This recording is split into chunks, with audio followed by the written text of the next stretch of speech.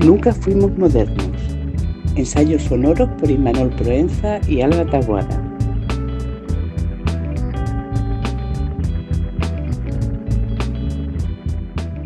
Hola, no sabíamos cómo empezar esto porque tenemos puesto como mucha emoción, pero... Porque hemos visto que nos faltaba un poco de Tío, chispa, porque ¿no? sí, nos han dicho como que empezamos muy abajo, también te digo, no te fíes de quien te quiere entretener todo el rato, ¿eh? Esos que te quieren vender algo y nosotros no queremos vender nada. Bueno, nosotros somos lo que somos, ¿no? Una hojita de Excel por aquí, claro, un Word aburrido por allá. Es lo que hablaba con Imanol, digo, tío, pero es que nosotros no podemos performatizar algo que no somos y nosotros somos más un documental de la 2. Bueno, ¿no? O de la BBC, de repente. O de la BBC. También somos cosmopolitas, sí. Pero bueno, o sea, y ya está. Y es que empezamos con el capítulo porque eso es lo que nosotros queremos hacer, ¿no? Y además, pensando sobre todo esto, hemos llegado como a una conclusión vamos a reflexionar sobre la performance, ¿no? Sí. Sí, sobre la performance. ¿Sí o no, Alba? Mira, el mundo es un escenario.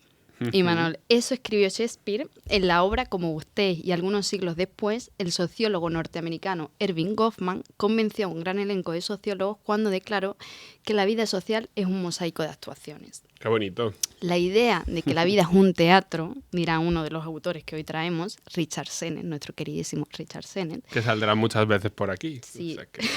No es original, pero tiene un gran valor sociológico para comprender algunas cosas de este mundo tan desconcertante que se nos está quedando.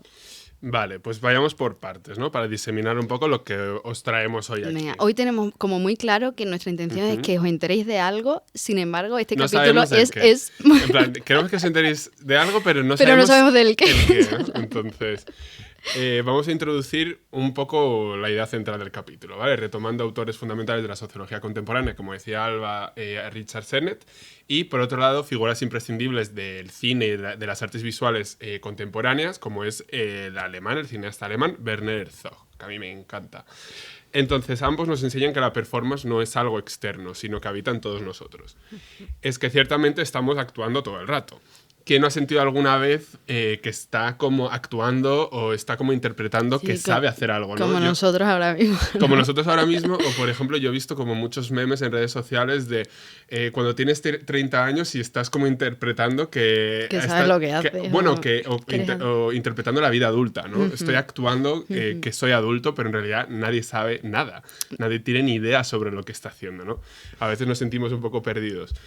Actuamos en el trabajo, en la pareja, en una comida familiar. Incluso cuando creemos que somos auténticos, estamos actuando un poco realmente. Junto a esta performance cotidiana que ejercemos en esta sociedad contemporánea, aceleradísima, muy acelerada. Estamos nosotros hoy. Y todos los días que siempre llegamos aceleradísimos. Aceleradísimos, tú que te acabas de tomar un café y vienes como una moto, y yo que vengo acelerado de fábrica. Pues hay algo que no podemos dejar de habitar, ¿no? Que es el absurdo. Forma parte de nosotros, forma parte de la sociedad, forma parte un poco del mundo que estamos habitando. Sabemos que el mundo actualmente se rige por algunas reglas absurdas, no todas, pero algunas sí lo son ciertamente. Reglas que necesitan ser rotas, reescritas o reimaginadas, pero aún así no podemos abandonar el mundo. El capitalismo tardío en el que estamos insertos impone una lógica de la que muchos queremos escapar, pero no podemos. Y quizás la única alternativa para no morir en el intento es abocarnos al absurdo. Al absurdo de la vida, al absurdo de las reglas sociales. En definitiva, es absurdo actuar como si supiéramos que lo estamos haciendo, pero no podemos dejar de hacerlo, no podemos dejar de performarlo. Claro, para mí hay una vinculación muy clara en ese hacerse consciente de la actuación, ¿no? De esa pseudo-performance que parece que hacemos constantemente, y el sentimiento de lo inútil o lo absurdo. Creo que esto es como un sentimiento general cuando empiezas a estudiar sociología, ¿no? O sea, yo creo que todos los estudiantes y las estudiantes de sociología nos entenderán, porque se experimenta como una especie de, ¿no? ese hacerse consciente de los patrones que estamos siguiendo, te deja en una especie de aturdimiento. Exacto. Que a mí me recuerda a cuando lees, ¿sabes? Estos cuentos de Cortázar, hay algunos que se llaman como, por ejemplo, a ver si me acuerdo, o a ver si lo tengo por aquí. Instrucciones para subir una escalera, ¿no? Sí. O instrucciones para llorar, que de repente lo lees y ya cuando estás subiendo una escalera lo piensas y te sientes y la subes de forma atropellada, ¿no? Como un poco torpe. Es como cuando te paras a analizarlo todo, en plan, una palabra, ¿no? Como... Sí, como... Cuando repites muchas veces una palabra y dices, ¿qué palabra más rara? ¿Por qué estamos todos diciendo esta palabra? Esta palabra, ¿no? O cuando te haces consciente de que estás andando Exacto. o respirando, ¿no? Que de repente parece que ya no sabes respirar. Exacto. Claro, es un poco indagando, o sea, la cuestión es ¿por qué os traemos esto aquí, no? O sea, pues, ¿por qué estamos hablando de esa actuación? Yo creo que tenemos que ser un poco honestos y es que buscábamos una justificación para tratar de algunos libros que os queríamos traer, ¿no? Y es que no podíamos no traer uno de los últimos trabajos publicados por Richard Sennett. Muéstralo si quieres. Mira, pues es el libro El intérprete, arte, vida y política, de Anagrama, en la edición de Argumentos, publicado en 2024, ¿vale? Richard Sennett es uno de los sociólogos contemporáneos vivos más importantes que tenemos en sociología.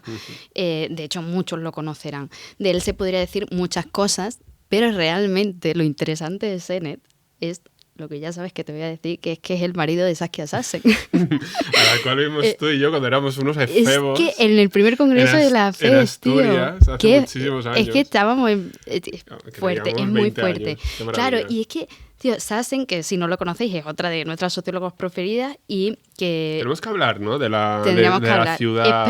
Es premio Príncipe de Asturias de Ciencias Sociales en 2013. Y además yo siempre decía como que mi sueño era encontrar ese Sennett, ¿no? Como ser Sassen y Sennett, tío, porque yo pensaba, o sea, los sábados por la mañana, ¿esa gente de qué hablará? ¿Sabes? Porque tienen que tener como elevados, ¿no? Pues, ¿sabes que Sassen hace 10 años ya hablaba de la especulación inmobiliaria tan atroz que vivíamos? Hoy en día ya yo creo que estará calva de tanta especulación que habrá visto. Bueno, total, que para mí eso, yo necesitaba hablar de este libro y necesitaba sobre todo una excusa para poder leerlo, porque claro, está alejado un poco de mi campo y la verdad que lo agradezco.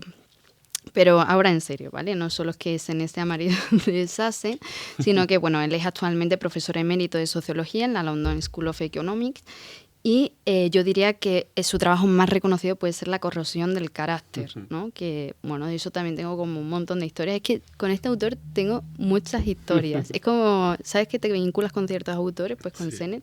A mí eso me pasó como desde muy pronto. Me obligaron, tú no estabas en esa asignatura, pero me obligaron a leerme La corrosión del carácter. A mí también, yo la presenté. ¿Tú estabas? Yo creo que era la misma clase. Yo presenté un cierto, capítulo de La corrosión del carácter. Exacto, que me encantó, Me ¿no? encantó. Esa obligación de tenéis que hacer esto. Y me encantó. ¿Ves como las obligaciones? A veces las obligaciones son necesarias. Bueno, pero hoy no vamos a hablar de ese libro, espero que en algún momento hablaremos, sino que vamos a hablar del intérprete, arte, vida y política, ¿no? que ya he dicho. Y lo cierto es que no sé ni cómo empezar a hablar de este libro, porque lo más difícil de este capítulo ha sido centrarme como solo en una parte. Cada epígrafe es una ramificación, yo creo que da pie a miles de capítulos, ¿no? Pero bueno, Sennett explica que en un intento por clausurar parcialmente su trayectoria, recordemos que él, como menciona, tiene 80 años, ya es un abuelito, ya no es ese Sennett, ¿no? Que a lo mejor recordamos, se propone desarrollar una trilogía sobre la presencia del arte en el interior de la sociedad. La idea es abordar lo que considera las 3 fibras del ADN de toda expresión humana, que sería la de interpretar, la de narrar e imaginar. Este primer volumen se centra en la interpretación, no porque sea el eje más importante, sino quizás porque es con el que mantiene un vínculo más íntimo. Yo no lo sabía, pero él así lo declara, que él iba para músico profesional. Oh, wow. De hecho, él estaba en el conservatorio, estuvo como en la universidad también como músico profesional, hasta que pues, una lesión trunca esa trayectoria. Él tocaba el violonchelo, creo que Interesante. pero bueno, gracias a eso tenemos la sociología de Sennett, ¿no? Lo cual es, pues, bueno. Y claro, es desde ahí donde el libro se convierte también un poco en un relato muy personal, ¿no? Va a ir un poco entre esa idea más ensayística y ese relato autobiográfico como sociólogo. Y como pseudointérprete, ¿no? Además, el libro adquiere un interés particular porque el momento mismo de su escritora dota esa lente puesta sobre la interpretación en una potencia inesperada. Él mismo dice: cuando empecé a escribir este ensayo sobre la sociedad y las artes escénicas, un grupo de demagogos había llegado a dominar la escena pública. Donald Trump en Estados Unidos y Boris Johnson en Reino Unido son consumados intérpretes. Que ahora hay muchísimos más, lamentablemente. Estamos todo el rato hablando de Trump aquí, pero es que son todos como caricaturescos, ¿sabes? De alguna forma. Claro, de eso va, ¿no? Claro. Esta idea. Entonces, claro, él dice, las actuaciones malignas de este tipo se inspiran, eso sí, en las mismas fuentes que otras formas de expresión. Las marcas, la iluminación y el vestuario son recursos no verbales que se utilizan en todo tipo de representaciones, al igual que la cadencia de las palabras y los sonidos y el movimiento expresivo de brazos y pies. Es así como Senne da comienzo para mí a un libro pues extraordinariamente necesario, ¿no? Puesto que no hay una celebración acrítica, y esto es como lo que más me ha gustado, y por eso como que este libro era para mí tan necesario, porque, bueno, yo te diré por qué. Pero lo interesante es que no hay una celebración acrítica de la performance, ¿no? Como un espacio de liberación o disidencia. Que esto, digamos, yo por lo menos en los círculos en los que me muevo, en los que me veo obligada a moverme, como que siempre hay una alabanza a la idea de la interpretación, incluso al espectáculo y al teatro, ¿no? Como esa arte elevada que nos puede llevar a un proceso de disidencia, y que yo estoy constantemente discutiendo, y que este libro era como este argumentario, ¿no? Que realmente necesitaba. Entonces, él va a pensar esa performance, la idea de la performance o la idea de la actuación, problematizándolo, ¿no? Desde la ambigüedad. A lo largo del recorrido por los distintos espacios escénicos de la historia social, comenzando por el Ágora ateniense, va a mostrar cómo la actuación, el teatro o la performance son elementos que en muchas ocasiones sirven más a la complacencia o al inmovilismo o a la legitimación y naturalización de ciertas prácticas que a esa subversión que a veces dice representar, ¿no? Es un poco esta idea de cuando tú vas a una obra de teatro, ¿no? y hay se está interpretando un parlamento encima de un escenario con fuerza, ¿no? Sobre la rebelión y el llamamiento a la movilización. Al final parece que es lo que más inmoviliza, ¿no? O sea, hasta qué punto no tiene como el efecto contrario. Y yo creo que, bueno, cualquiera que sea asiduo a salas postmodernas de todos los colores y todas las interpretaciones, esto va a sonar muy hater. O sea, yo sé que este capítulo parece muy hater. Y en parte puede serlo, pero no lo pero realmente no lo es. No te comas la olla, que no lo es para nada. Claro, escuchándote hablar un poco sobre Sennett, yo no podía también dejar de pensar en alguien que lleva esta discusión, ¿no? A otro lugar completamente distinto.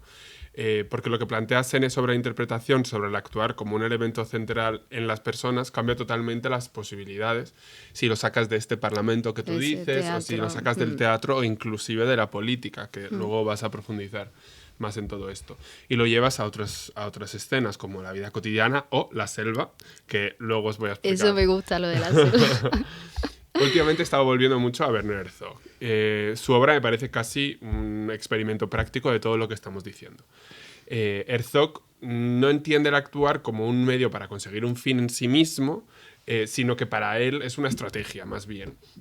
En él actuar es otra cosa, es habitar una idea y llevarla a cabo hasta sus últimas consecuencias. Es intentar que una idea, aunque sea absurda, irracional o desmedida, sobre todo desmedida, deje de ser idea y se convierta en hecho.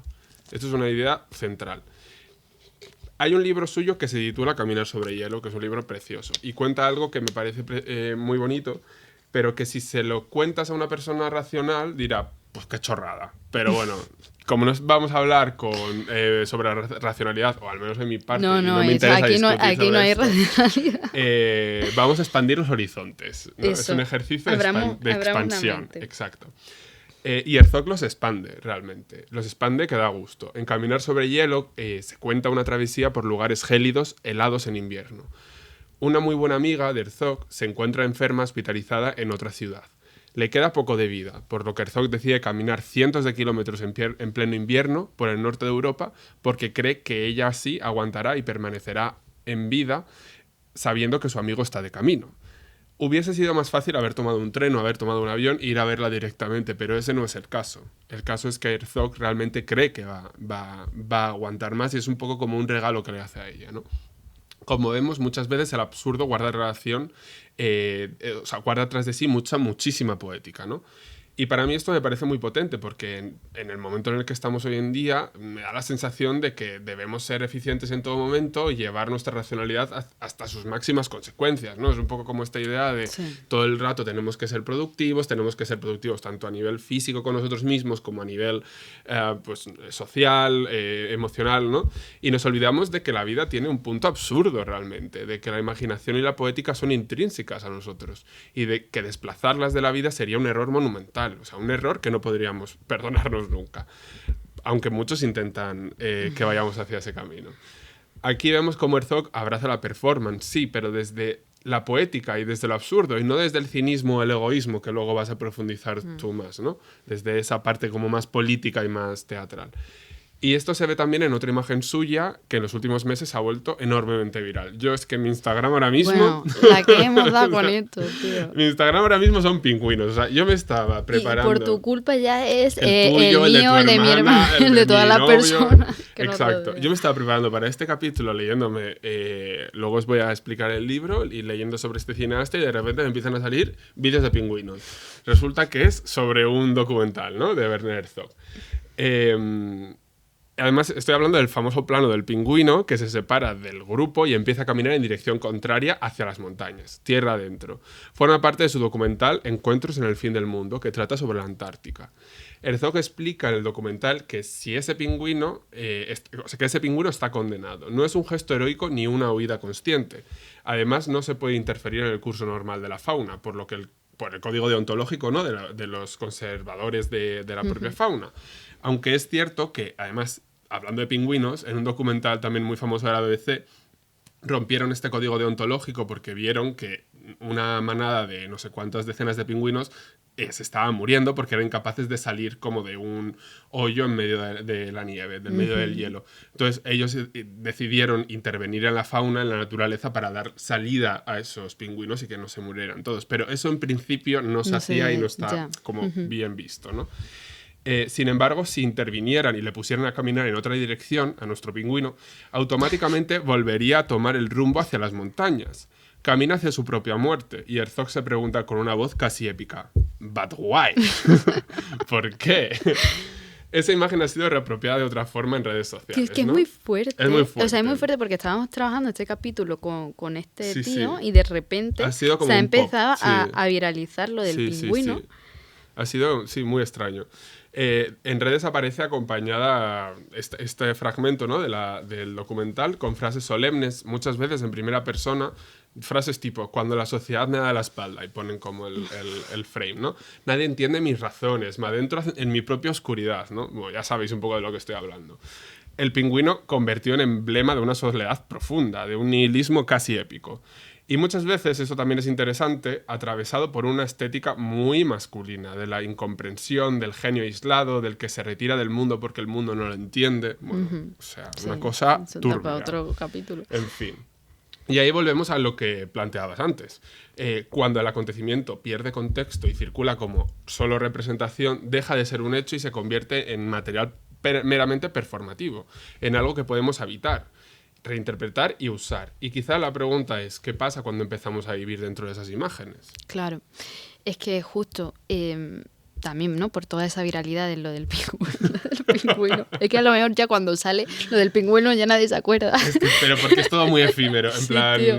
Dura 2 días. Pero, claro, en realidad tiene mucho sentido y yo lo que hacía era la lectura de este vídeo del pingüino en base a lo que todo el rato, mientras estaba leyendo el intérprete de Sennett, se me venía a la cabeza, ¿no? Que es los hechos que consumimos a través de vídeos en Internet, precisamente porque no tienen una consecuencia directa en la realidad inmediata desde la que observamos, se transforma para nosotros en una representación. Es decir, por ejemplo, tú viendo Internet, ¿no? Sobre todo pues TikTok, pues ves a una casa en llamas, pero ha sido grabado, pero tú no estás en alerta porque es como cuando lo ves en el teatro o cuando lo ves en una serie, ¿no? O sea, simplemente sabes que esto no es real. Y claro, pero en su origen sí lo era, ¿no? No es como en la interpretación, que es que nunca lo ha sido. Entonces, en su origen fue un acontecimiento situado, grabado en un momento concreto y, por tanto, portador de una verdad factual. Al circular desanclado de su contexto, se convierte en un acto performativo. Y en esa mutuación, lo que era un hecho pierde densidad significativa, ¿no? Porque deja de ser experiencia para convertirse como en un registro, en una imagen disponible, en representación susceptible de ser reinterpretada, instrumentalizada o vaciada de sentido para darle otro, ¿no? Claro, es decir, su significado ya no está garantizado, que es lo mismo que ocurre en la performance, porque la performance sí tiene ese objetivo, ¿no? Pero cuando tú grabas un vídeo, quizás ese no y lo subes, quizás ese no es su objetivo, ¿no? Sino que quieres mostrar una realidad que es factual, pero se desvirtúa. Y esto sucede porque esa reinterpretación en ese acto performativo es inapelablemente humano. Sennett, para desarrollar su discusión sobre la performance, va a comenzar poniendo su foco en la actuación como el acto más cotidiano que existe. Es decir, a nivel macro empieza con el ritual, ¿no? O sea, ¿quién no ha participado en un ritual? Desde una boda, un cumpleaños, todo está ritualizado, ¿no? Son todos esos eventos. Bueno, además yo quiero hablar sobre esto en otro episodio, sobre el libro de Chul Han de la desaparición de los rituales, que me fascina. Ya hablaremos de esto. Claro, además es que empieza por ahí, que es un poco todo lo que nosotros... Es una parte muy esencial de las ciencias sociales, de la sociología, que rescatamos un poco de esta antropología, ¿no? Y nosotros nos basamos mucho... Claro, la sociología se basa mucho en la idea de ritual, pero además a un nivel más micro, donde empieza a ser rituales en la idea del juego, ¿no? Entonces, desde que somos niños actuamos. Dice Sennett, cuando tenías 5 años estabas dispuesto a creer que los sapos hablan. Él va a hacer su disertación sobre la importancia de actuar, ya sea como interpretación creativa o a modo de ritual. Él hace una diferenciación, pero no nos daba tiempo a exponerlo, pero que es también increíble, ¿no? Como cuál es esa diferencia entre el ritual y la performance. Pero bueno, va a disertar esto con un ejemplo con su nieto, que imagínate también lo que tiene que ser nieto de Sassen y Sennett, tío. Bueno, dice, en la parte trasera de mi jardín vivía un sapo al que mi nieto observaba con mucha atención cada vez que venía a visitarme. El estudio de los sapos al principio lo llevó a imitar la forma en que movían las patas, pero luego el señor sapo se transformó en pájaro y sus patas palmeadas se convirtieron en alas. Estaba aprendiendo que, así como un ser vivo puede adoptar formas diversas, un actor puede interpretar múltiples papeles. El mismo nieto puede encarnar al señor sapo, al hombre pájaro y a un ángel en distintos momentos. Claro, desde las ciencias sociales sabemos que aprender normas sociales desde pequeños se hace a través de juegos de imitación de roles. Cuando nosotros jugamos a las casitas de pequeños o jugamos a que estamos en una tienda, ¿no? Con la caja registradora, lo que estamos aprendiendo son patrones de comportamiento social que nos van a regular, de alguna forma regula pues eso, el rol de ser padre, el rol de ser, incluso el rol de ser hijo, ¿no? Muchas veces cuando eres pequeño performatizas el ser el hijo de, ¿no? Y que es muy interesante. El otro día leía sobre esto, sí. Que Blanca Lacasa tiene un libro sobre, lo denomina de una forma, porque tú tienes como en la sociedad está como muy aceptado el término paternidad o maternidad, pero no hay un término que se refiera a ser hijos. Ya. Y cuando es como la condición universal que todos compartimos. Y ella le llama como, no sé, hijidad, yo qué sé, me lo estoy inventando, pero que me pareció muy interesante. Ya. Sí. No, pero bueno, es verdad. Es que me recuerda a algo cristiano, pero bueno, vamos a dejar eso, ¿vale? Entonces, simplemente, bueno, pues apoyándose Sennett en otros autores, él va a hablar de la idea del homo ludens, ¿no? Que sería algo así como el hombre lúdico, el homo lúdico, y dice que las abstracciones de la política y la economía, la filosofía y la cultura, de alguna forma se derivan de esta idea de juego, ¿no? O sea, en un sentido más primitivo. Ahora bien, lo que dice Sennett, y esto es como lo que me interesa porque es lo que va a aportar, ¿no? de este marco teórico que es como muy clásico y muy claro, es que cuando somos niños esas interpretaciones son inocentes, ¿no? Y hay que recargar esa idea de inocencia. No obstante, él mismo va a decir que el niño no sabe que está aprendiendo un poder expresivo que a la postre puede dañar a los demás y a sí mismo, ¿no? Y es como... esta idea es un paso más a, vale, la performatividad ¿es inocente o no lo es? Y ahí hay una duda central, ¿no? Claro. Perdón. Si antes hablábamos con Sennett de la inocencia del juego, de cómo aprendemos a actuar sin ser del todo conscientes de lo que estamos incorporando, ¿no? Un poco como esa idea. Herzog, que es el cineasta del que os vengo a hablar, es casi todo lo contrario de esa inocencia. Herzog sabe que actuar tiene sus consecuencias, como decíamos, y aún así decide llevar ese actuar hasta sus últimas consecuencias, valga la redundancia, hasta que ya no se puede distinguir la realidad de la ficción, cosa que me parece también muy bonito. Eso ocurre propiamente en la película de Fitzcarraldo, una de las películas más bizarras de las últimas décadas, ¿no? Está ambientada a finales del siglo XIX y cuenta la historia de Brian Sweeney Fitzcarraldo, interpretado por Klaus Kinski, que es este actor que es eso sí que es una performance en sí misma. Este señor está obsesionado con la ópera y desea construir un teatro en la selva amazónica. Para lograrlo tendrá que hacer fortuna en la industria del caucho y su astuto plan consiste en transportar un enorme barco por el río y subirlo por una montaña con la ayuda de los indígenas locales. En esta historia nada es irreal ni imaginado, no existen los efectos especiales. Lo más delirante es que realmente el barco lo subieron por una montaña. Aquí la performance deja de ser representación y empieza a invadir la propia vida. Me he leído para ello el diario de rodaje de esta película. Este libro maravilloso, 400 páginas de diario de pura locura. De pura locura, que se titula La conquista de lo inútil, que lo tenéis en Blackie Books. Que ya desde el título, fíjate, La conquista de lo inútil, ¿no? Nos coloca en este plano del que queríamos un poco venir a hablar hoy. Sí, era la consecuencia indeseada del estudio de la performance y la interpretación. Lo inútil como concepto también me parece como muy poderoso, ¿no? Porque lo que está intentando hacer Herzog precisamente no tiene utilidad clara, no optimiza nada y no responde a una necesidad práctica evidente, ¿no?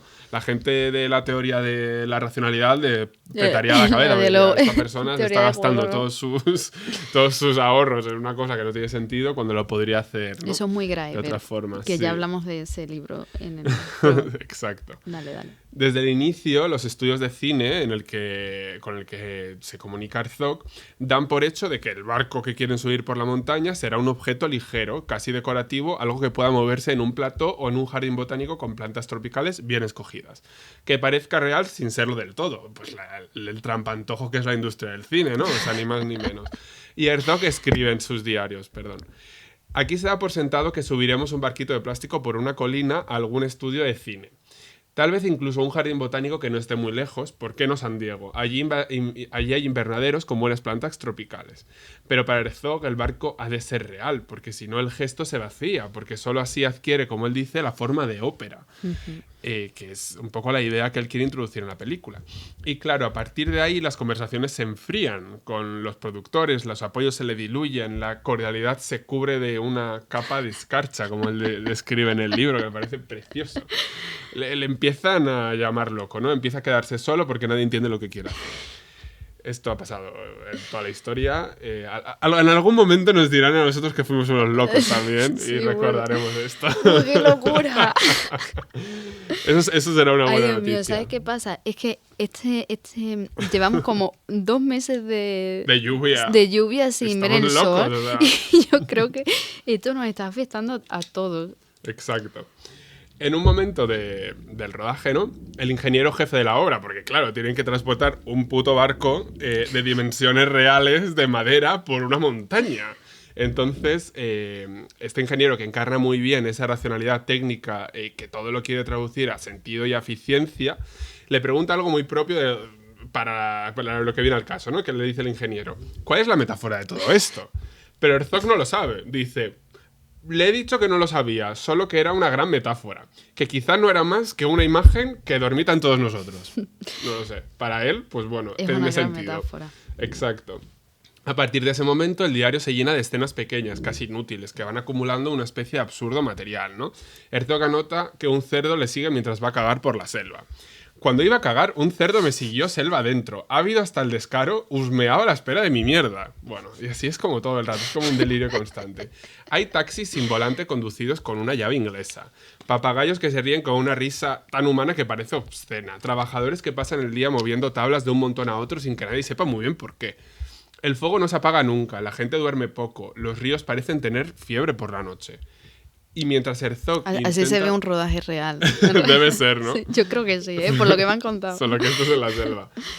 Y mientras Herzog intenta llevar la performance al límite de lo real, alrededor del rodaje empieza a formarse otro teatro paralelo, ¿no? Los rumores constantes acerca del rodaje se suceden en la sociedad allí, ¿no? Se les acusa de tráfico de armas, de abusos, de tierras destruidas.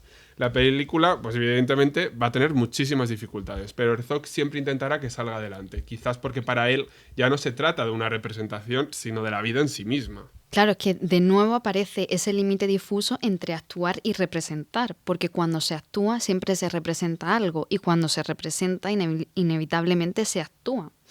La propuesta de Sennett es indagar en esta ambigüedad en la que parece que a veces queremos borrar la consecuencia de la actuación y otras veces reclamar la consecuencia de la performance.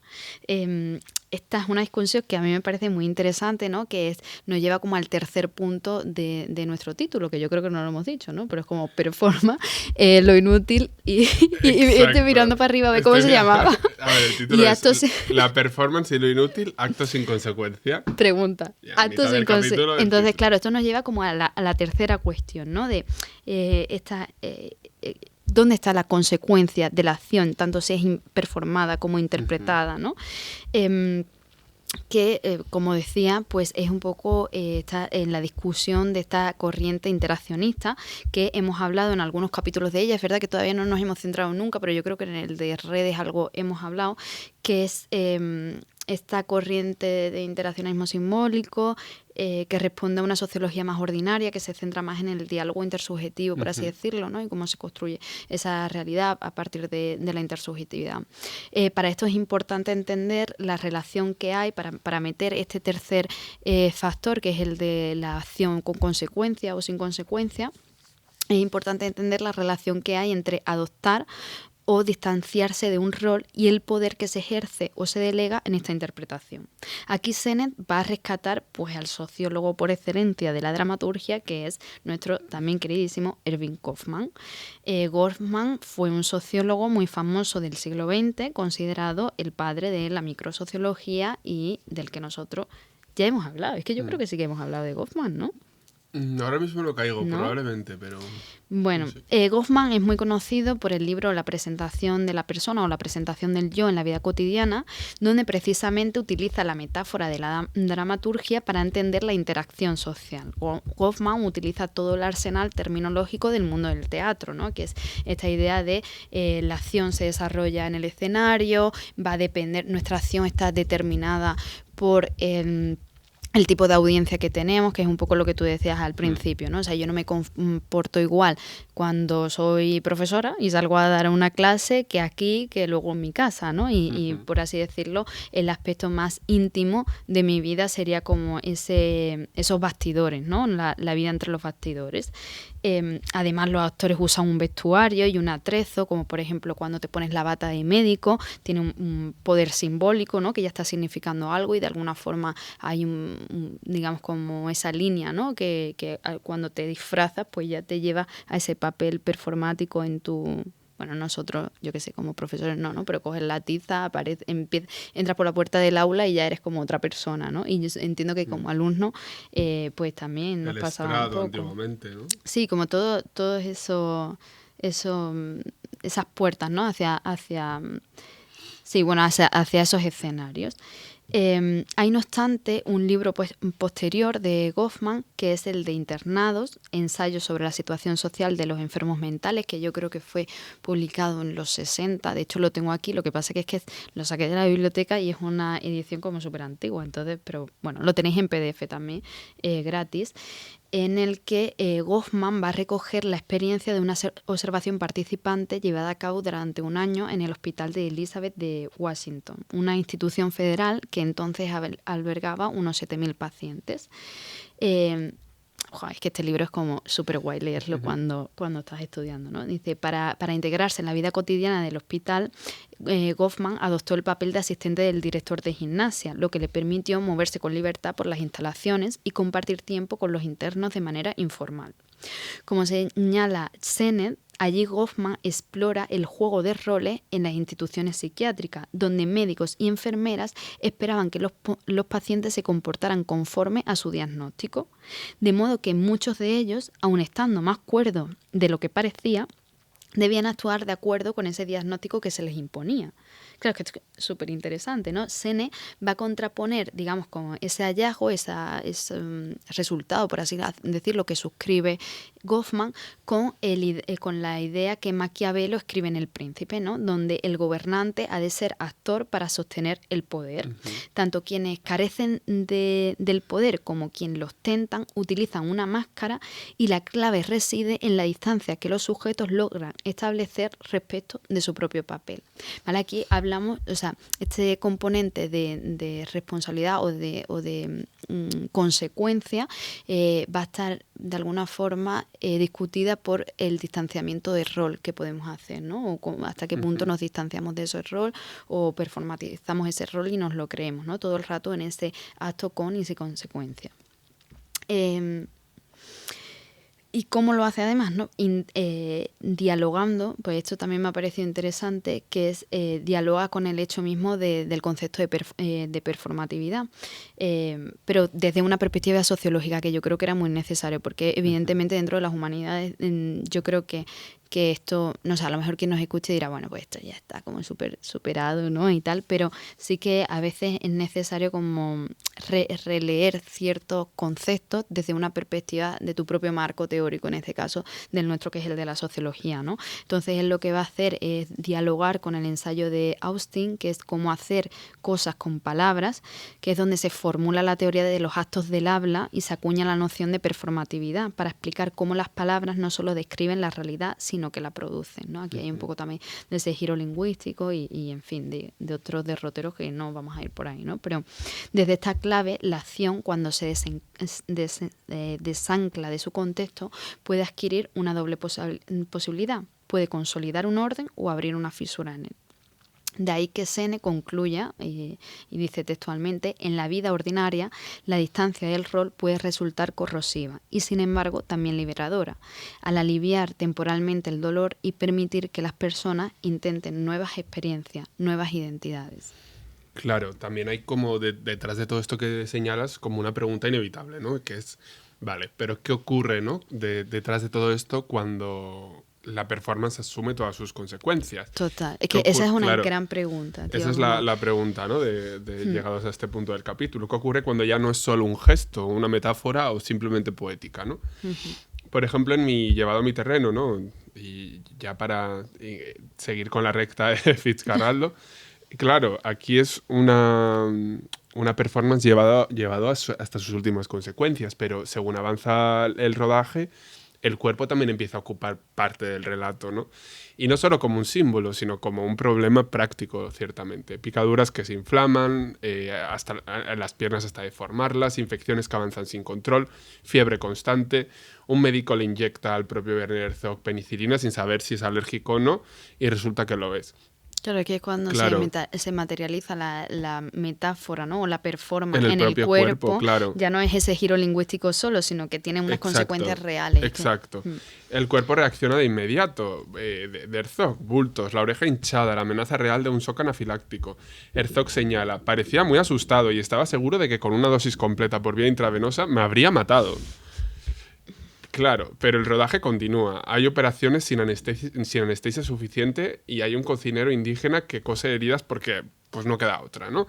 Y en medio de todo esto aparece una prostituta llamada Carmen que es contratada para sostener la cabeza de un hombre durante una operación interminable, le habla en voz baja, repite su nombre una y otra vez hasta que el dolor se vuelve soportable. Durante unas horas, escribe Herzog, ella se convierte en una piedad. Todo tiene sus consecuencias. Lo que estaba siendo un gesto delirante y absurdo empieza a tener consecuencias físicas muy concretas. También la violencia. Recordemos que estamos en plena selva amazónica y no quiero decir que la selva sea más violenta que otras regiones del mundo, simplemente pues que es el contexto en el que estamos. Pero en mitad del rodaje llegan heridos por flechas, cuerpos atravesados en la oscuridad más absoluta, ataques que nadie ha visto, solo huellas en la arena y sangre que no termina de coagular a cuenta de la humedad selvática. Ya ves, es que el actuar ya no tiene nada de teatral, por así decirlo, ¿no? Es donde precisamente se impone esta pregunta que también será central en el libro de Sennett, indagando directamente la propia dramatización de la violencia, ¿no? Que ahí vamos como al centro de la cuestión. Sennett escribe... Es que esto lo he dicho, lo he puesto literal porque me encanta, ¿vale? Es largo, pero merece la pena ser escuchado. Sennett escribe: hoy estoy viendo en la televisión el asalto al Capitolio en Washington el 6 de enero de 2021. La imagen más famosa de este acontecimiento violento es la de Jacob Anthony Chantley, o algo así, ¿vale?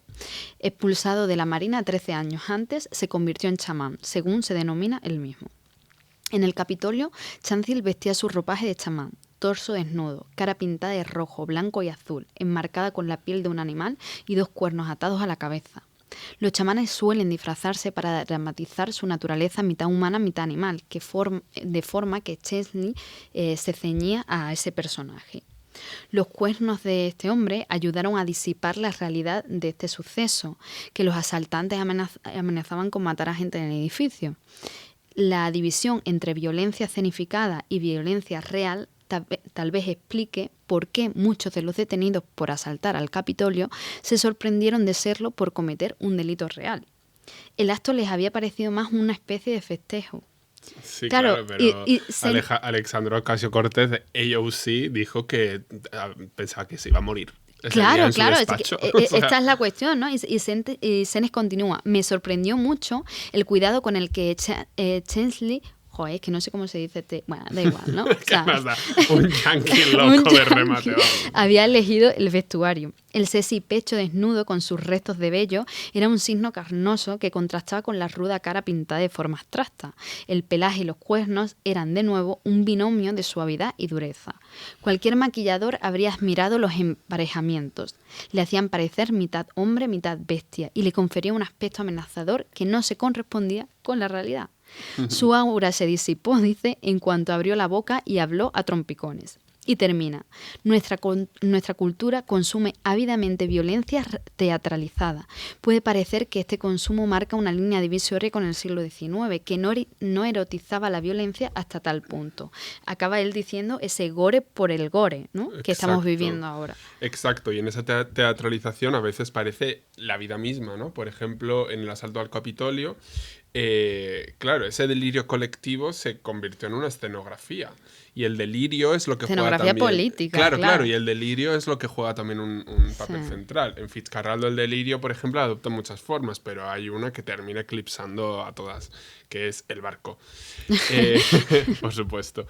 Siempre en el centro, el barco. Ingenieros que se marchan porque lo consideran inviable, algo solamente propio de una persona loca, fuera de sus cabales. Otros advierten que la pendiente es demasiado empinada, que es físicamente imposible. Herzog insiste. Para él, si el barco no sube la montaña, entonces la alegoría operística se pierde y sería simplemente una película mundana más, un trampantojo, ¿no?, de Hollywood, sin la grandiosidad de la propia ópera. Empiezan los intentos, los cables de acero se tensan hasta arder por dentro, literalmente. Algunos revientan y quedan humeando en el suelo, el barco se inclina, retrocede, se atasca. Pero los protagonistas del drama, llegados a este punto, ya no son los hombres. Claro. Y Herzog escribe: los personajes principales de nuestro extraño drama ya no son los hombres, sino las cuerdas de acero, el tractor oruga, los malacates, los troncos, el barrio, el río y la lluvia. Y en medio de este delirio material aparece otro tipo de delirio, el que ejemplifica Klaus Kinski, el actor principal. Es un sujeto que grita, amenaza, se declara enfermo terminal una y otra vez cuando no lo está. Vuelve a gritar. No hay descanso para su cólera, ¿no? Herzog lo define como una persona que está absolutamente siempre en cólera. Todo es performance continua en Kinski. Es como el ejemplo más... en el top 1 de la performance estaría señor. La peor parte de los actores, ¿no? Exacto. La tensión llega hasta tal punto que 2 caciques que están trabajando en el terreno, de 2 indígenas, se acercan a Herzog y con total tranquilidad le dicen: me han preguntado con total tranquilidad si quería que lo mataran. Lo harían de inmediato, en los siguientes 60 segundos. Bueno, algunos piensan que no hubiera estado mal, no vamos a entrar ahí. En definitiva, la performance, lo absurdo, lo inútil es poesía, son formas de habitar el mundo. Es un instrumento para lograr ser cabales en un mundo ciertamente enloquecido. Pero también tiene sus consecuencias. El cuerpo se infecta, las vidas peligran y la violencia se naturaliza. Porque si estamos performando, si estamos performando la violencia, llega un momento en el que se vuelve natural. Y ahí hay un peligro, ciertamente. Sí, pero claro, en este punto nos gustaría ofreceros como una conclusión, pero lo cierto es que en sí misma no la necesita, ¿no? La distancia con el rol es ambivalente. Reconocer la distancia entre un yo y una performance siempre deriva en el sentimiento de lo inútil, ¿no? Pero lo que sí podemos decir es que siempre tiene una consecuencia. Quizás como esa sea un poco como el significado que yo encuentro, ¿no? Sí, como, pero yo también encuentro esto, sí. como la idea de que la performance, cuando tú eres consciente de que el mundo es un teatro, ¿no? Como decía Shakespeare, y entiendes un poco el concepto de performance que conceptualiza Goffman, realmente también pierde, o sea, como que el mundo pierde peso. Y también tiene algo de liberador, de alguna forma. Exactamente, a eso voy, ¿vale? Entonces, vale, claro, vale. Senne intenta dar los últimos coletazos a este ensayo hablando de la posibilidad de un teatro político, pero reconociendo que este no es inocente.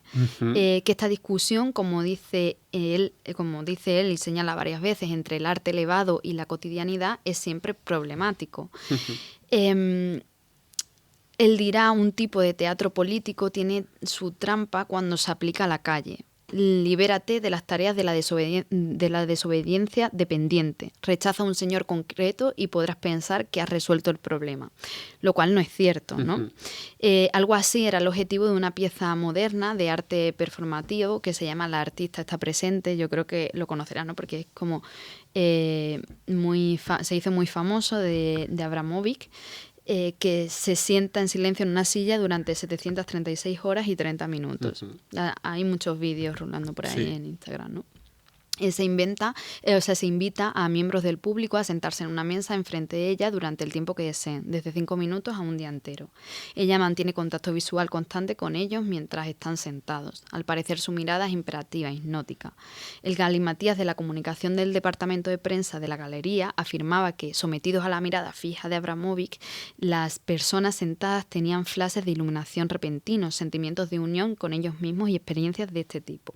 Lo que cuenta Senne, sin embargo, es que después del acto, muchos de ellos declaraban que lo que habían hecho era calcular sus facturas domésticas o pensar en comer. ¡Qué fuerte! Esto no nos tiene que llevar, ¿vale?, a un poco pensar que no hay disidencia en estos actos, todo lo contrario. Al final, y yo quería pues simplemente ya leer, ¿no?, como una parte.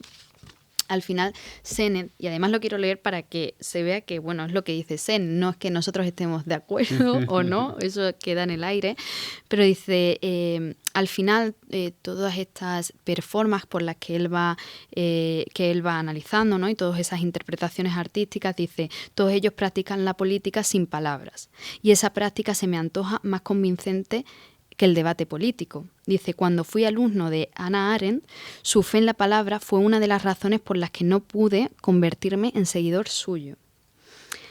Y dice, al recordar mis años de formación en Nueva York, ¿no?, o sea, cuando está en el conservatorio, pues los distintos episodios que él va narrando y cómo esas performances estaban muy vinculadas a un sentimiento de activismo y de política sin tener que decir precisamente eso, él dice, veo que tales asuntos parecen importar más que los manifiestos de la nueva izquierda y sus disputas con la vieja izquierda.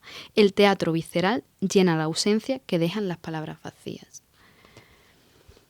Ole. Y ya tú lo interpretas como tú quieras, ¿no? Como el capítulo en sí mismo. Es que sí, que yo no sé si se habrá entendido algo, pero Sí, yo he aprendido hombre, que muchísimo, sí, yo también. haciendo, y además como que lo he disfrutado mucho. También tenemos que decir, si has llegado hasta aquí, esto lo queríamos hacer, si has llegado hasta aquí, Envíanos un mensaje. No, pon una escoba de barrer en alguna parte, en donde sea, donde Un emoji. nos mandas un email, donde quieras, pero Sí. pon un emoji porque es una forma también de saber si realmente Exacto. has llegado hasta aquí.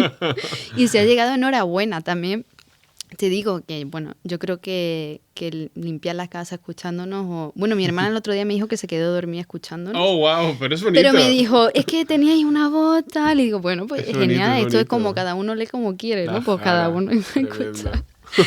Así que nada, Nos vemos en la chicos, chicas, nos vemos en la siguiente. Chao.